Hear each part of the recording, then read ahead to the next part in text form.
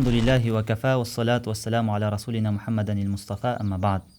Қазіргі таңда өздерін сәләфиміз деп, сәләф жолында жүреміз деп жүрген бауырлар өте көп. Бірақ оларға ақиқатында олардың ұстаздары сәләфтардың жолын емес, әлсіз жолды немесе өздерін қалаған жолдарын үйретіп жатыр.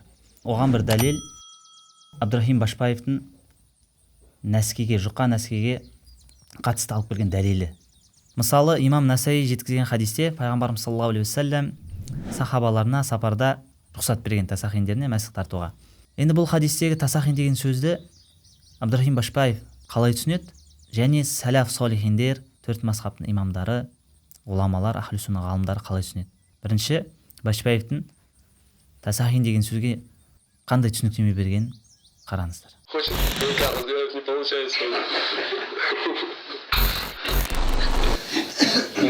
Основа в этом вопросе то, что хадис Саубана, радиаллаху анху, про тех людей, которые прибыли с сафара, فأمرهم رسول الله صلى الله عليه وسلم أن يمسحوا على التساخين.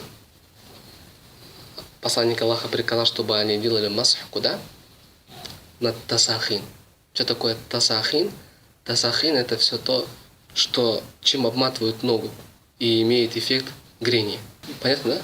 Это слово сахана указывает на это, греть. Все то, что обматывается, они поэтому говорят, все то, что одевается, на него делается масх. Пусть это будет носки, пусть это будет что угодно.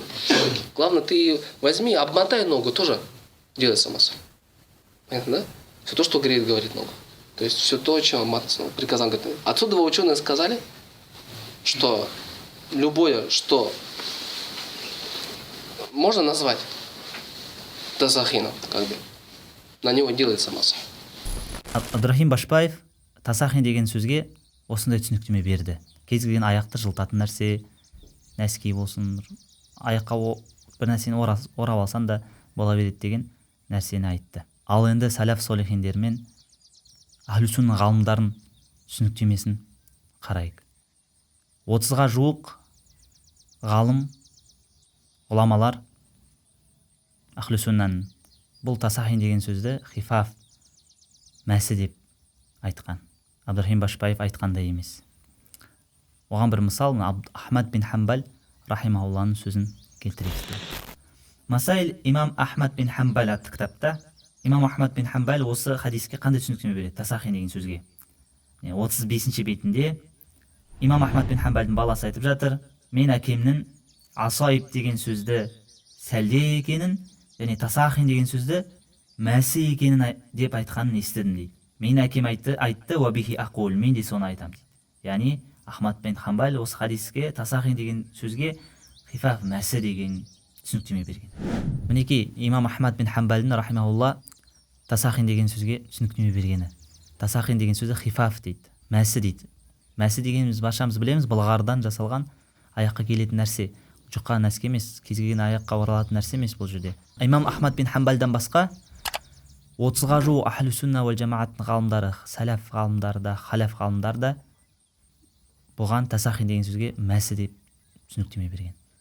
Тіпті өздері ұстаз санайтын, ғалым санайтын Ибн Таймияның да Маджмуа фатауасында 21-ші томында 101-ші бетінде тасахин деген сөзді хифаф, мәсі деп келтіреді.